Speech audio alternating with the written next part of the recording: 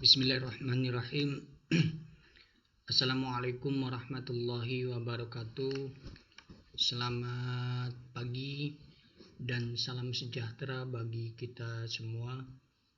Alhamdulillah, tentunya dengan izin Allah Subhanahu wa taala, pada pagi yang cerah ini kita masih diberi kesehatan sehingga dapat berkumpul bersama, bertemu wajah, bertatap muka dan berpandang rasa, walaupun hanya lewat channel YouTube pembelajaran jarak jauh SMK Teknologi. Semoga ujian berupa pandemi COVID-19 cepat berlalu sehingga pembelajaran tatap muka dapat berjalan dengan normal kembali. Sholawat serta salam semoga Allah limpah curahkan keharibaan paduka alam, idola dan panutan kita sepanjang zaman, wa habibana wa nabiyana, Nabi besar Muhammad Sallallahu Alaihi Wasallam beserta keluarga, sahabat, dan kepada umatnya yang insya Allah termasuk kita yang hadir pada pagi hari ini. Semoga dengan berkumpulnya kita pada pagi hari ini menjadikan wasilah turunnya rahmat, kasih sayang, dan keberkahan ilmu kepada kita semua. Amin, amin, Allahumma amin. Anak-anak sekalian, seperti biasa, sebelum kita memulai pembelajaran pada pagi hari ini, alangkah baiknya kita berdoa bersama, tentunya dengan agama dan keyakinan masing-masing. Berdoa dipersilakan.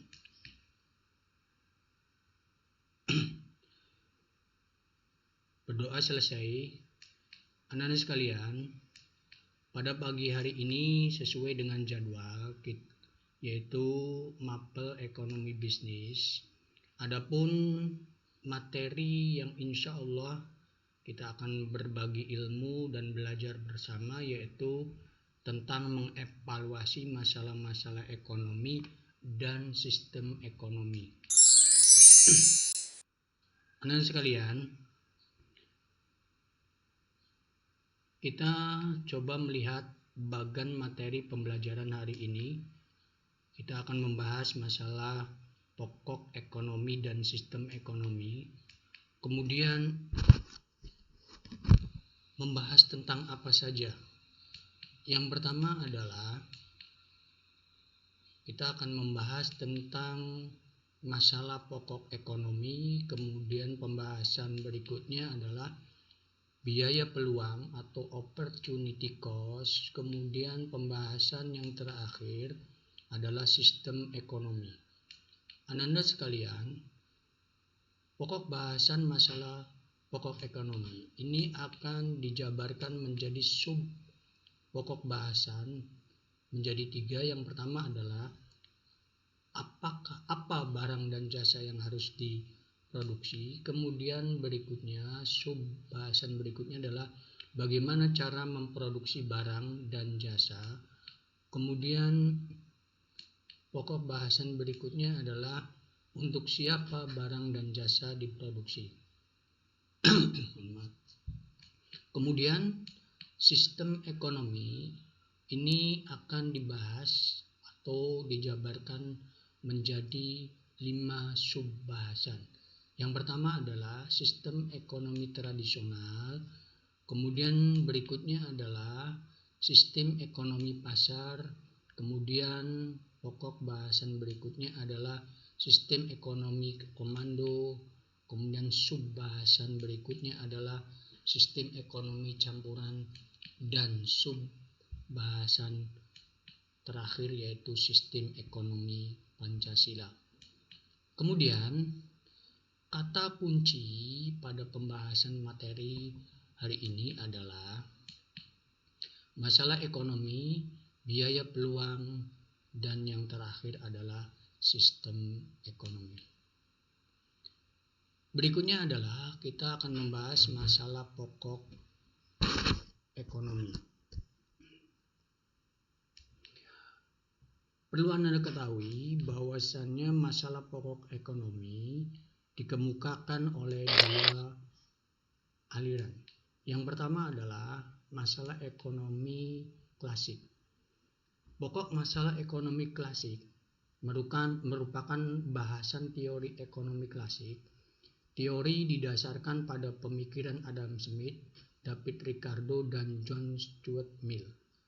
Menurut Adam Smith, kemakmuran tidak terletak pada emas, melainkan pada barang-barang. Kemakmuran menunjukkan suatu keadaan yang seimbang antara kebutuhan dengan benda pemuas kebutuhan. Kemudian, masalah pokok ekonomi klasik adalah masalah ekonomi yang dilihat dari sudut pandang yang sederhana. Pada dasarnya pemikiran ini bertujuan pada satu hal, yaitu kemakmuran. Yang dimaksud dengan kemakmuran di sini adalah situasi di mana semua barang atau jasa yang dibutuhkan manusia telah tersedia.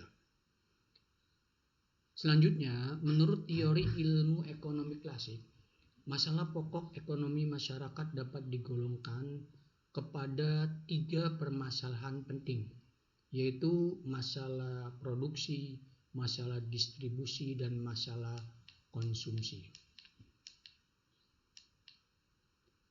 Kemudian masih masalah pokok ekonomi menurut aliran klasik, yaitu adalah masalah produksi. Untuk mencapai kemakmuran, barang-barang kebutuhan harus tersedia di tengah masyarakat. Karena masyarakat sangat heterogen, maka barang-barang yang tersedia pun beragam jenisnya, sehingga muncul permasalahan bagi produsen, yaitu barang apa saja yang harus diproduksi. Munculnya pertanyaan tersebut di atas tidak lain karena heterogennya masyarakat. Dengan demikian, tentu menimbulkan permasalahan bagi produsen dan menimbulkan kekhawatiran apabila memproduksi suatu barang tertentu tetapi tidak dikonsumsi masyarakat. Kemudian masalah berikutnya adalah masalah distribusi. Masalah distribusi terletak pada bagaimana upaya benda-benda pemuas kebutuhan bisa sampai ke tangan konsumen yang membutuhkannya, agar barang atau jasa yang telah dihasilkan dapat sampai kepada orang yang tepat. Dibutuhkan sarana dan prasarana distribusi yang baik. Contoh, kebun hasil panen perlu alat angkut yang ditunjang prasarana jalan yang baik agar hasil panen cepat sampai ke tangan konsumen. Kemudian masalah ekonomi menurut aliran klasik yang ketiga adalah masalah konsumsi. Kemudian masalah ekonomi berdasarkan aliran modern yang kedua, yaitu pokok masalah ekonomi modern didasarkan pada kelangkaan dan pilihan. Masalah kelangkaan menjadi penyebab masalah dalam memilih atau problem of choice. Para ahli ekonomi modern sepakat bahwa dengan sumber daya yang tersedia, paling sedikit ada 3 masalah pokok yang dihadapi setiap perekonomian, yaitu what, how, dan for whom. Kita bahas satu persatu apa yang harus diproduksi atau what to product. Masalah ini menyangkut jenis dan jumlah barang yang akan diproduksi. Mengingat bahwa sumber produksi yang tersedia terbatas dan penggunaannya bersifat alternatif, maka masyarakat harus menentukan jenis dan jumlah barang dan jasa yang akan diproduksi.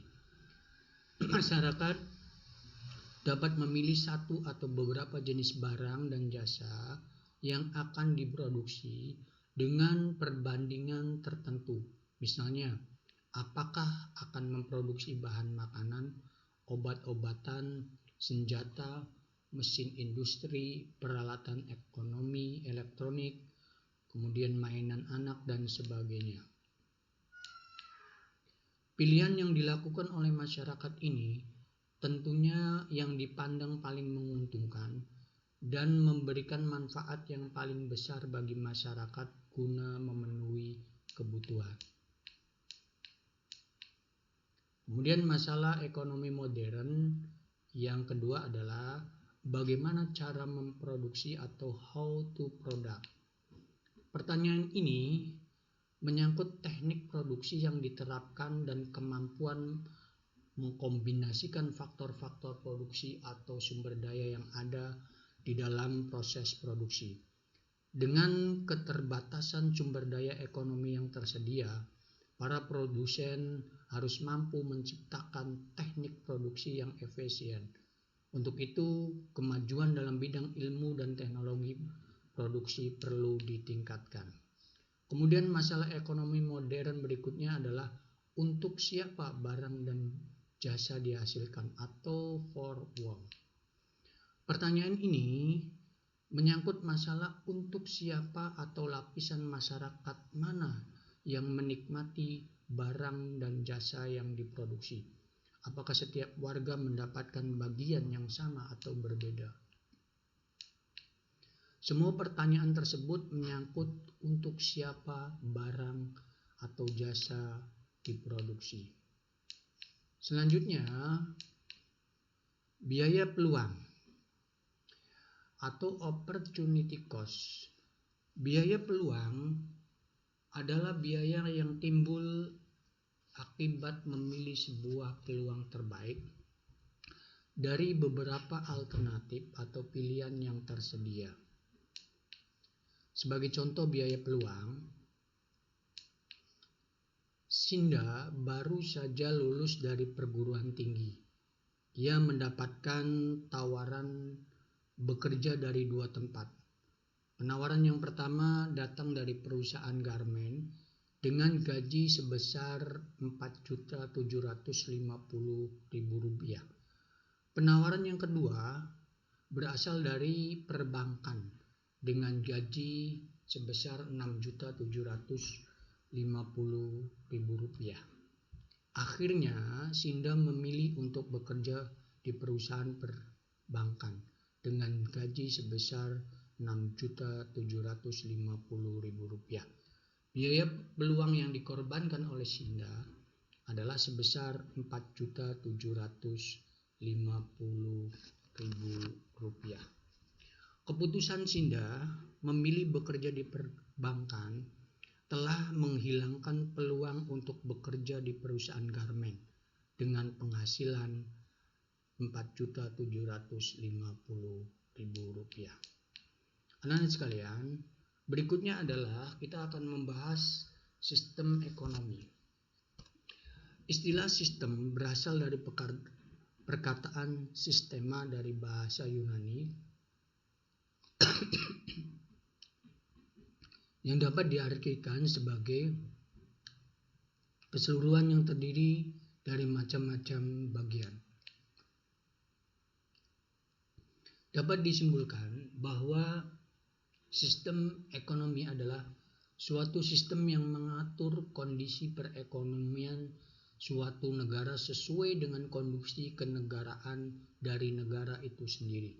Setiap negara memiliki sistem ekonomi yang berbeda-beda.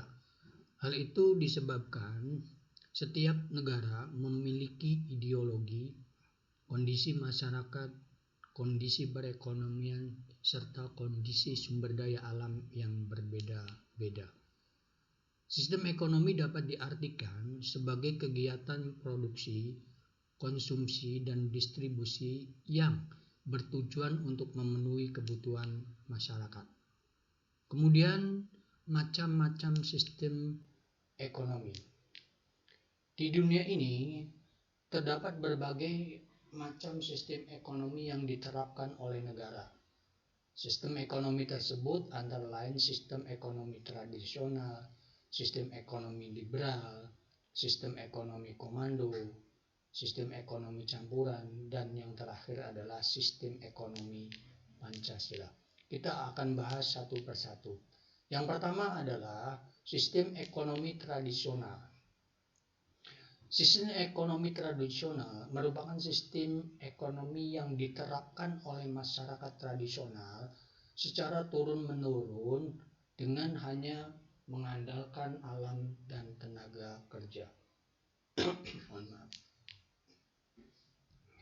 Dalam sistem ekonomi ini, pengaturan ekonomi dimapankan menurut pola tradisi, yang biasanya sebagian besar menyangkut kontrol atas tanah sebagai sumber terpenting atau satu-satunya sumber ekonomi.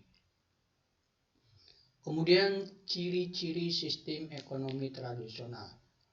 Sistem ekonomi tradisional memiliki ciri-ciri sebagai berikut. Yang pertama adalah teknik produksi dipelajari secara turun-temurun yang bersifat sederhana.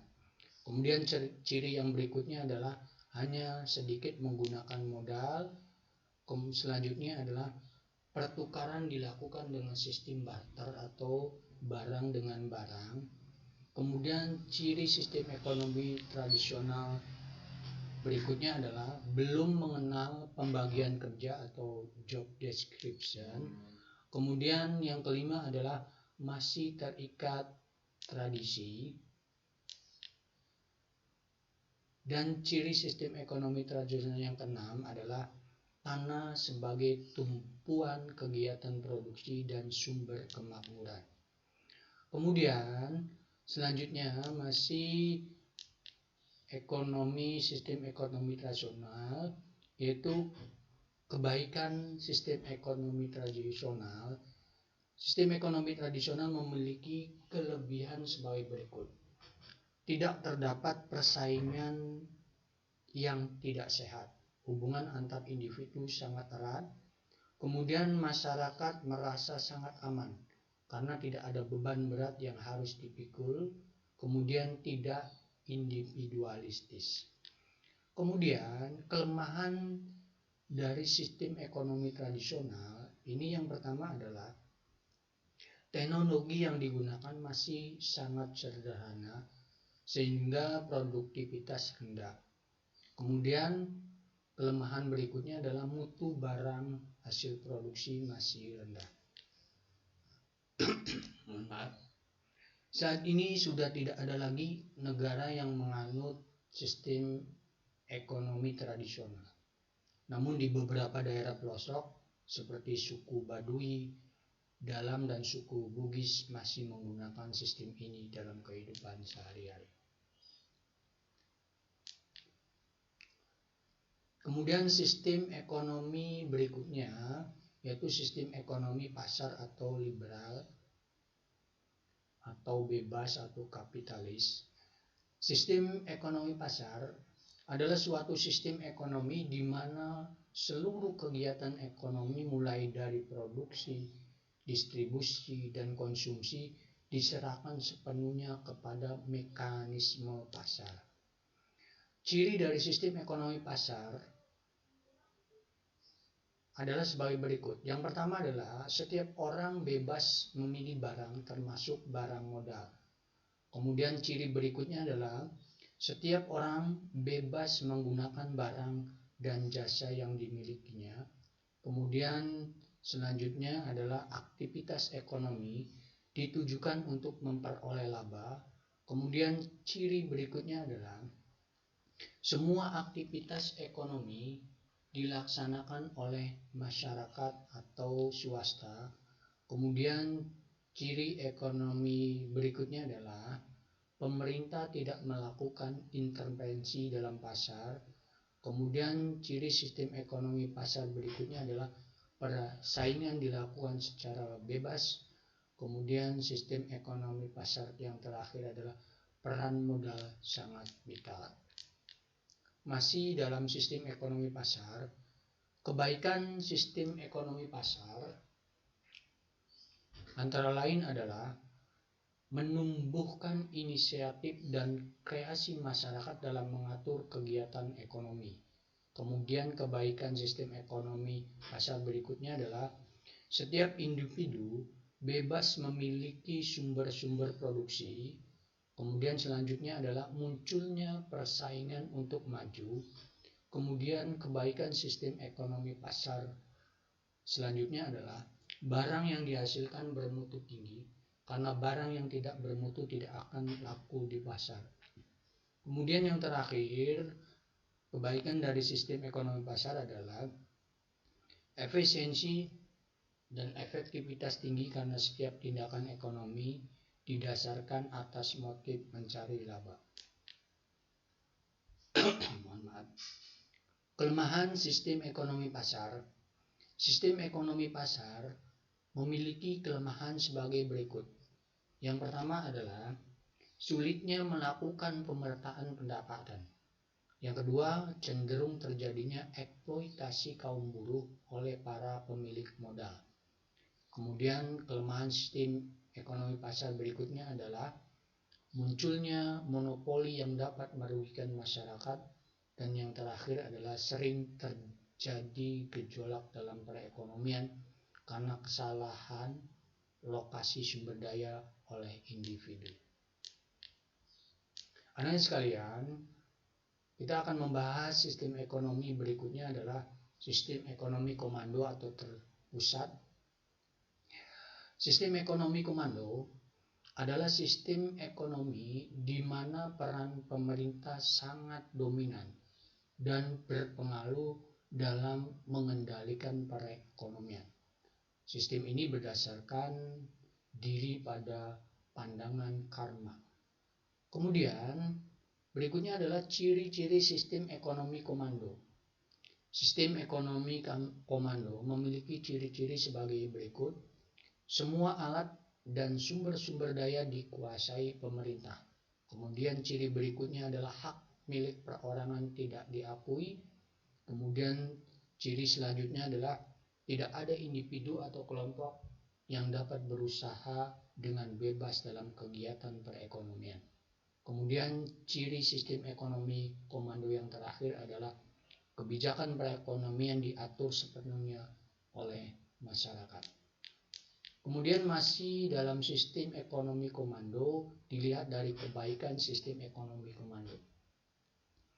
Sistem ekonomi komando memiliki kebaikan antara lain, pemerintah lebih mudah mengendalikan inflasi, pengangguran, dan masalah ekonomi lainnya. Kemudian kebaikan berikutnya adalah pasar barang dalam negeri berjalan lancar. Kemudian berikutnya pemerintah dapat turut campur dalam hal pembentukan harga. Kemudian kebaikan sistem ekonomi komando berikutnya adalah relatif mudah melakukan distribusi pendapatan. Dan yang terakhir adalah jarang terjadi krisis ekonomi. Kemudian kelemahan sistem ekonomi komando. Yang pertama adalah sistem ekonomi komando memiliki kelemahan antara lain mematikan inisiatif individu untuk maju. Kemudian berikutnya adalah sering terjadi monopoli yang merugikan masyarakat. Dan yang terakhir dari kelemahan sistem ekonomi komando adalah masyarakat tidak memiliki kebebasan dalam memilih sumber daya. Anak sekalian, kajian berikutnya masih dalam sistem ekonomi, yaitu sistem ekonomi campuran. Sistem ekonomi campuran merupakan campuran dari sistem ekonomi pasar dan terpusat, di mana pemerintah dan swasta saling berinteraksi dalam memecahkan masalah ekonomi. Dalam sistem ekonomi campuran dikenal paling tidak dua sektor ekonomi, yaitu sektor swasta dan sektor negara. Kemudian ciri-ciri sistem ekonomi campuran. Sistem ekonomi campuran antara lain merupakan gabungan dari sistem ekonomi pasar dan terpusat. Kemudian ciri sistem ekonomi campuran berikutnya adalah barang modal dan sumber daya yang vital dikuasai oleh pemerintah. Kemudian ciri berikutnya adalah pemerintah dapat melakukan intervensi dengan membuat peraturan, menetapkan kebijakan fiskal, moneter, membantu dan mengawasi kegiatan swasta. Kemudian ciri ekonomi campuran Berikutnya adalah peran pemerintah dan sektor swasta berimbang.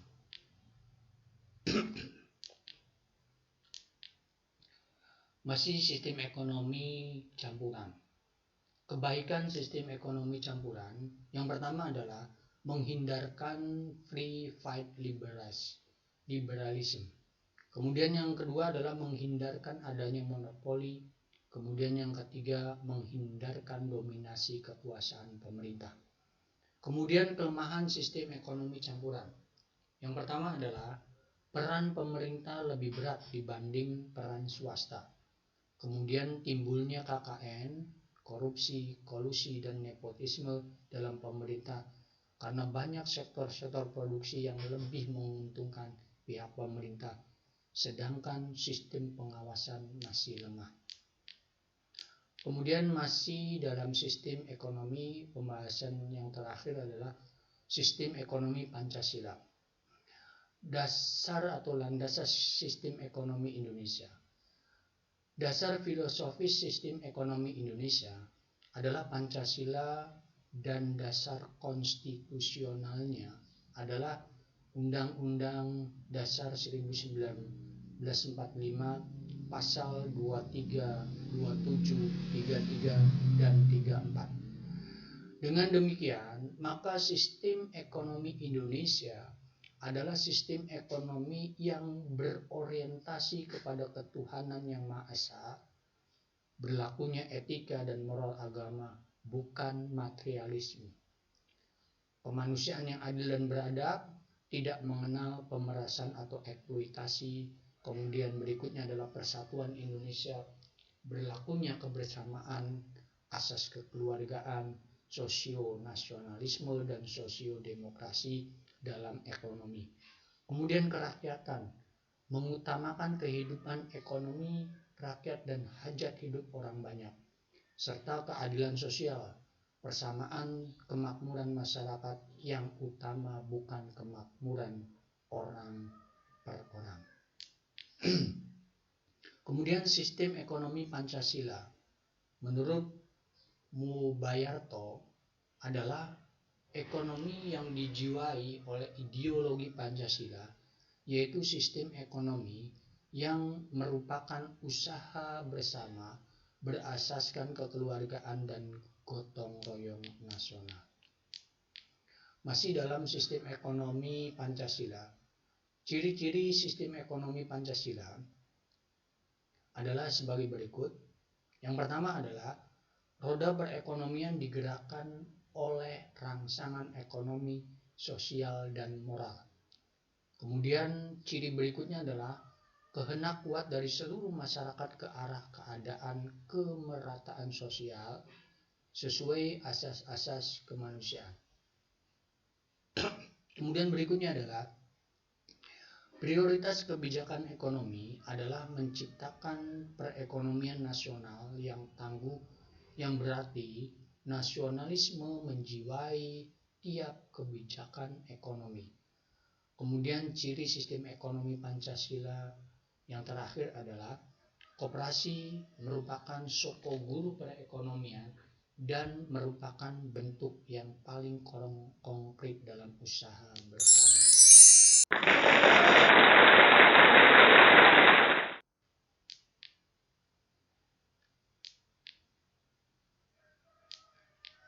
Anak sekalian,